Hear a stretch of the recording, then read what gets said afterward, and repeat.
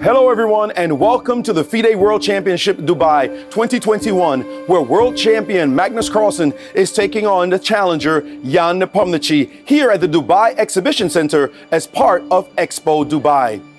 They have played 4 amazing games of chess, but no one has managed to land a blow. Magnus Carlsen has been favored to win this event against his competitor, but Jan is proving to be much more than he could handle, and right now they stand tied at 2 games apiece. Game 4 was a nip and tuck affair. Magnus played a novelty in the opening, but Jan, after great deliberation, came up with a very precise defense, was able to neutralize the advantage, and after a few moves, Magnus realized that there was no opportunity to make a breakthrough and had to settle for a repetition, and the game ended in a draw. What will happen in Game 5? Now that Jan has the white pieces, he gets another try. Magnus has been playing incredible defense, in fact, has taken the initiative with black in both games. Will Magnus be able to score the victory, or will the challenger finally land a blow and break this whole championships wide open? The action is set to begin. Let's go to Game 5.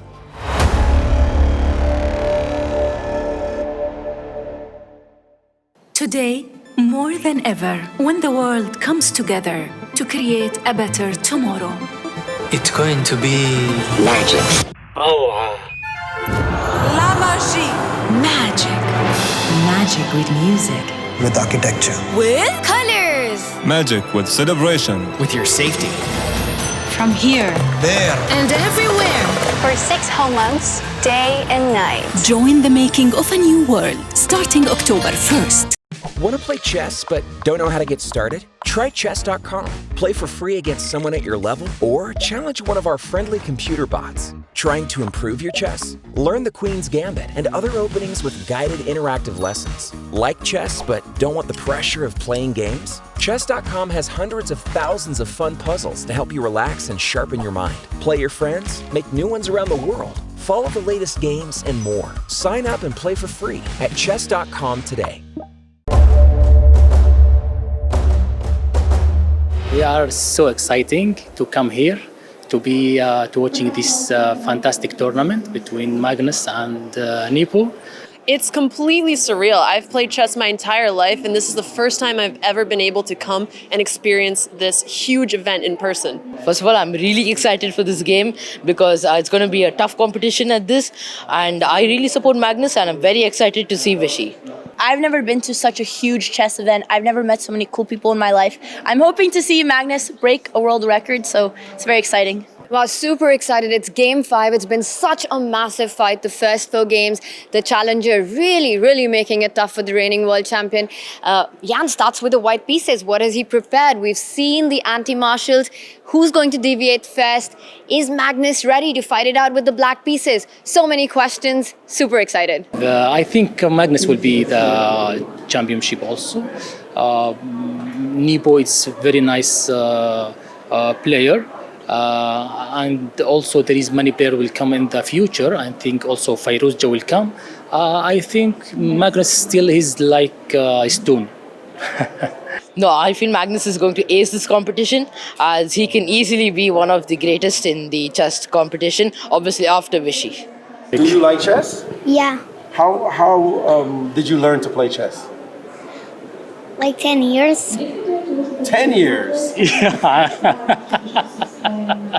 How old are you? 6.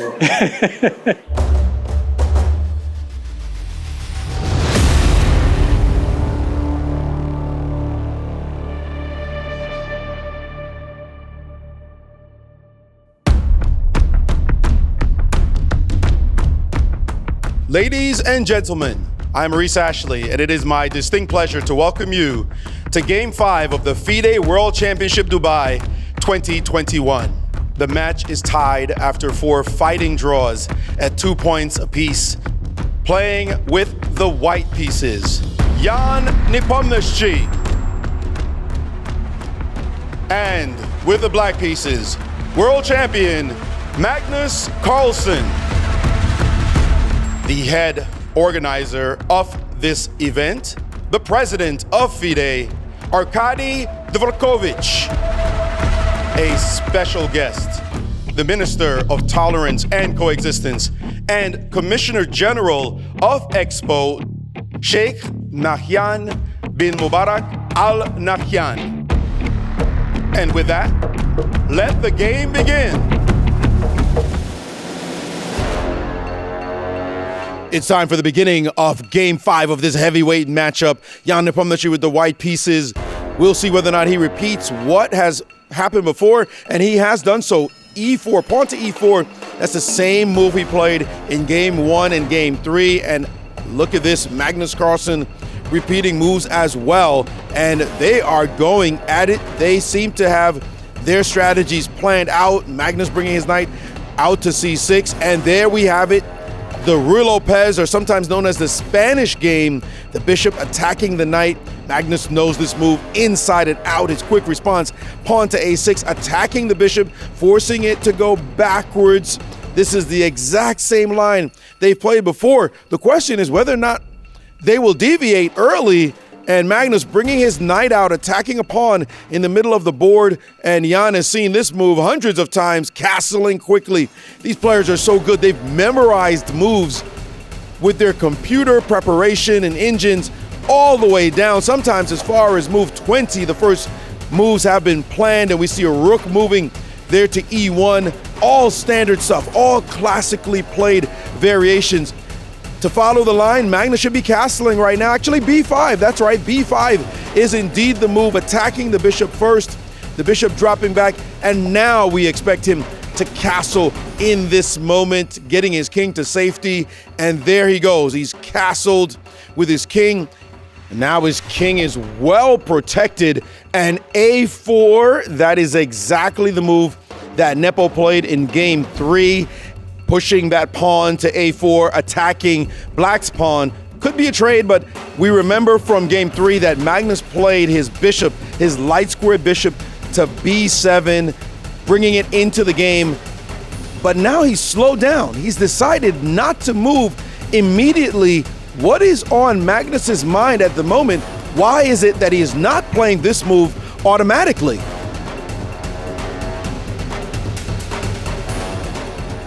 Magnus giving a longer pause than usual right now, and he's played the move rook to B8. Certainly a move in this position. He's avoided bishop to B7. And Jan Nepomniachtchi, stone-faced, not giving anything away. How much did he prepare for this particular wrinkle that Magnus has thrown at him? And he's playing instantly. He is showing that he is well prepared in this line, capturing the pawn on B5. These guys are so good. You could throw all sorts of moves at them and they'd be ready for it. And he has played virtually instantly, pushing his pawn to H3. Now getting up from the board. He's just taking his jacket off at the moment, trying to get a bit more comfortable as they are about to get ready for the long fight ahead.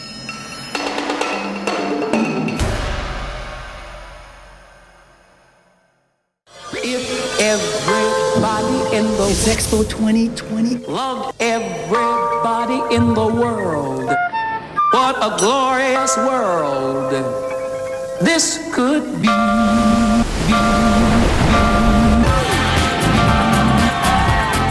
It's the culture, the music, the artwork. It's the people.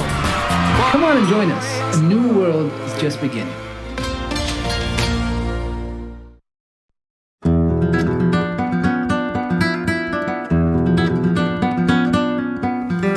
Chess is a very important part of the Spanish pavilion for several reasons. First of all, because chess connects the Arabic culture and the Spanish culture. Arabs took chess with them to Spain at the end of the 8th century, and chess, as it is played today all over the world, was created in Spain at the end of the 15th century with the queen as the most powerful piece. Besides of that, Spain's motto in this expo is Intelligence for Life, and Expo's motto is Connecting Minds. And plus, Spain is a leading country today in educational chess. I mean, chess as an educational tool in schools, and is the most active country regarding the number of international tournaments organized every year since 1988. The first word which comes to my mind when I think about chess is passion, because the passion I feel today for my job as a specialized journalist is the same that I felt 38 years ago when I started. Besides of that, thanks to chess, I have some knowledge on many marvelous fields of human knowledge, like artificial intelligence, or psychiatry, psychology, mathematics, neurology, education, history, and so on. First of all, chess is extremely funny. And besides of that, it teaches you how to think. And well, I think the world today needs more than ever before a game that teaches you how to think.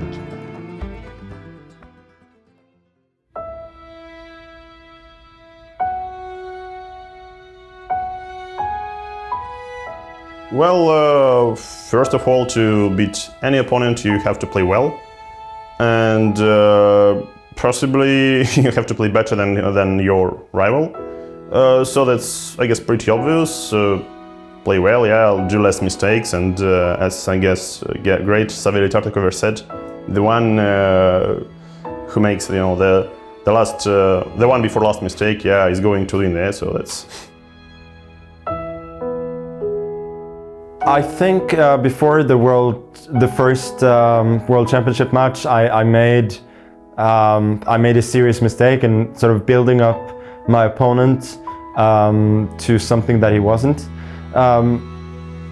So at the start of the match and after the first couple of games, I was sort of feeling that I was sort of expecting to face Vichy at his very, very best, and there at the very start, he felt almost invincible to me. Like I didn't know where to try and get at him. So I think at that point I was too focused on what I thought my opponent could be rather than what he actually was. And after a few games, I realized that he was vulnerable as well. He was making mistakes. So then I relaxed a lot more, and I just managed to play my game. And after that, it was much easier.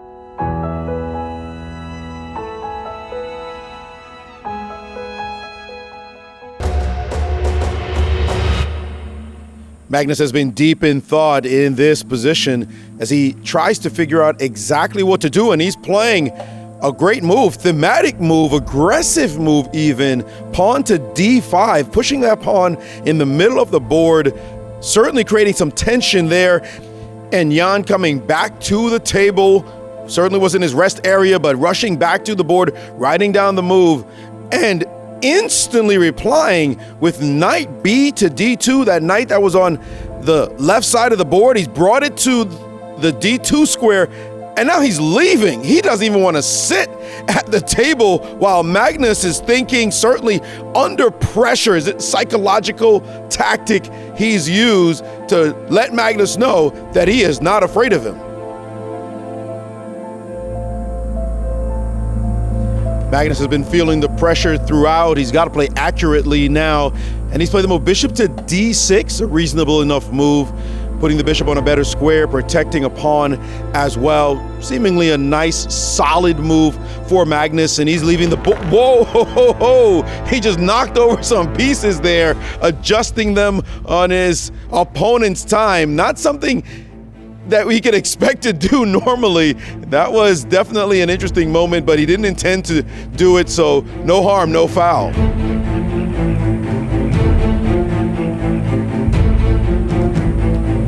It's Jan's turn to move, and he must be feeling very confident. His position is looking better and better with every move, and now he's played his bishop to e3. That bishop has come off the back row, and you see those pieces beautifully placed, putting pressure on the chess position. Magnus Carlsen feeling the heat right now, and Nepo, as usual, gets up from the board, and Magnus has to go into a deep think what to do as his opponent is tightening the screws. He is facing a huge challenge, and finally, he's played the move Queen to E8. That's a sidestep move, not a move that you should expect normally, as the Queen goes sideways laterally instead of up the board. I think that this is a big moment for Jan Nepomniachtchi. He has a move that looks amazing. He can push his pawn from c3 to c4. That pawn would threaten to attack the bishop by going further to c5. That's a strong move, pushing the pawn down the board. It's a big moment for Jan. Will he play it? This could be the turning point of this entire match.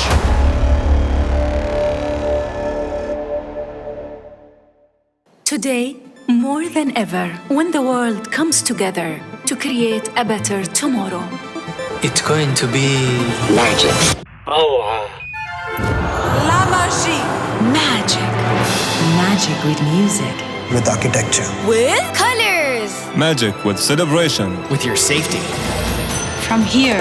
There. And everywhere. For 6 whole months, day and night. Join the making of a new world, starting October 1st. If everybody in the It's Expo 2020. loved everybody in the world, what a glorious world this could be.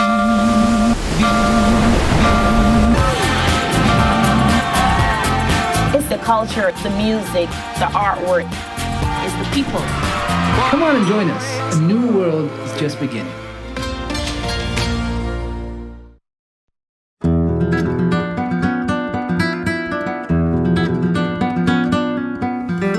In the year 1283, the Spanish king Alfonso X wrote a book where he says that chess is a fantastic tool for the good atmosphere between Muslims, Jews, and Christians.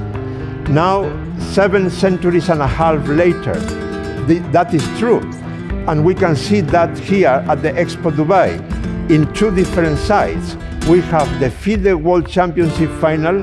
Fide has 195 countries affiliated, and we have the World Schools Expo Dubai tournament organized by the Spanish Pavilion, with people from 54 countries in the online phase, and here we have children from 10 countries from very different cultures. Actually, what we have at the Spanish Pavilion with that tournament is a mosaic of cultures. Chess connects cultures and different religions as well. For instance, yesterday here at the Spanish Pavilion, for the first time in history, a team from the Emirates accepted to play a match against a team from Israel. Never happened before in chess, and it happened only very few times in other sports. What we are going to see today here at the Spanish Pavilion is a friendly game between one girl from the Emirates and one boy from Israel, making a team playing as a couple against one boy from the Emirates and one girl from Israel. It's a friendly game, and I think that that image will be all over the world because it's a very symbolic image. Besides my passion for chess and my profession, I am convinced that I am modestly contributing to a better world, because chess makes you happiest, makes you a better person, and I'm also convinced that the world needs chess today more than ever before. Yeah, today it's like a little poor opening. It's royal pace, it's very difficult.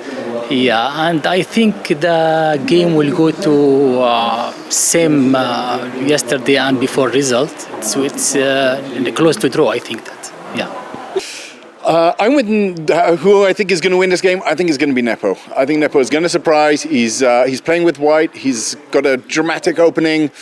I think Magnus has killed a lot of time really thinking this through.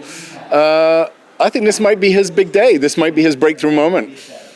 Well, I just don't want it to be another draw, which I think is very likely to happen, but I like to see, a win for either side.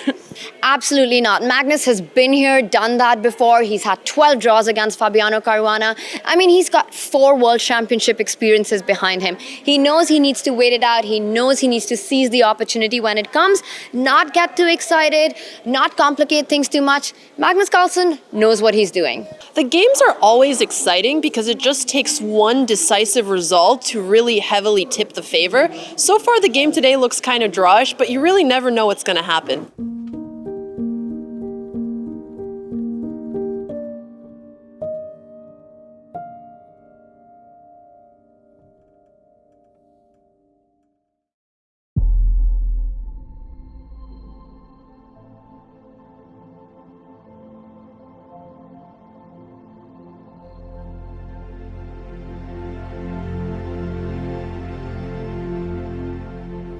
Jan Nepomniachtchi with a golden chance to take the bull by the horns and push his pawn from c3 to c4. That's such an aggressive move. He has a great opportunity right now, and he's played rook over to d1.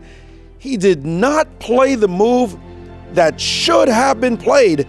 He's instead played this move, rook to d1, and it's not a bad move. It's a good try. We see Magnus coming back to the table, but I'm sure Magnus must have been worried about that pawn advance because that would have put all the pressure on Black's position.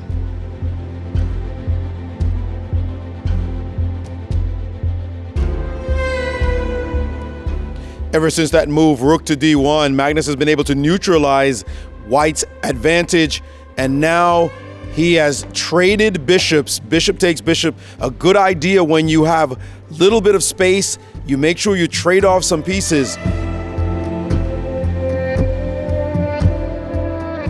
And we see Jan coming back to the board. He knew Magnus was going to trade off these bishops. It just makes his task that much easier to defend, and really only one move. And he has captured the bishop with his queen. That allows Magnus to make a queen trade, and that's going to bring the game closer and closer to a draw. And we see Magnus has traded queens in that position, rook capturing back.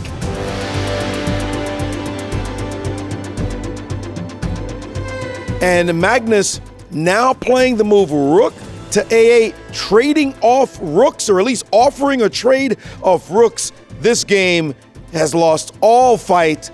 It's certainly going to be another equal result.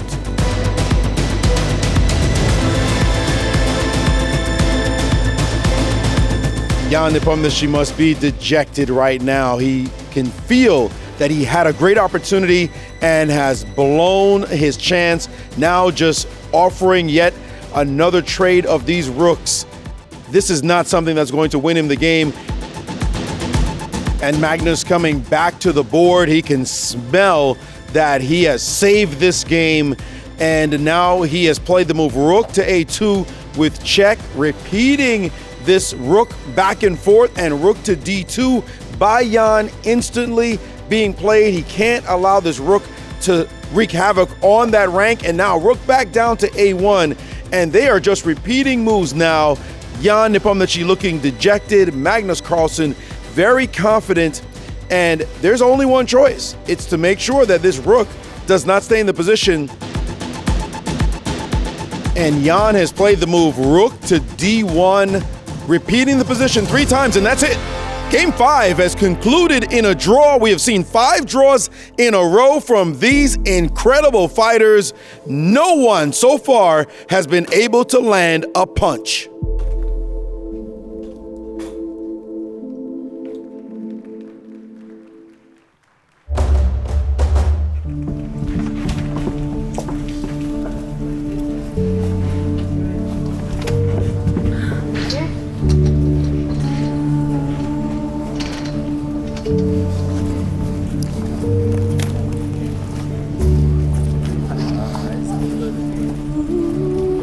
Basically, every time when you are given some chances and you fail to use them properly, you're not happy. Yeah, I believe today it was like a very pleasant flow of the game, and obviously I should have tried harder to, use the momentum. I had, as you said, I had a clear goal for what I wanted to do, and that was reach the fortress that I had in the game, and in that sense, it was job well done, and that was definitely satisfying. Of course, he plays extremely well, and today it's basically not about him defending well, but me, using all the opportunities I had. In general, I believe these games are pretty much tense, and despite it's all draws, we are trying to play reasonable chess. I think there is some magical cutoff point where draws, instead of just being normal, they become a problem, but don't think we've crossed the Rubicon yet. And we will resume the day after tomorrow at 16:30 for Game 6. Thank you and have a good night.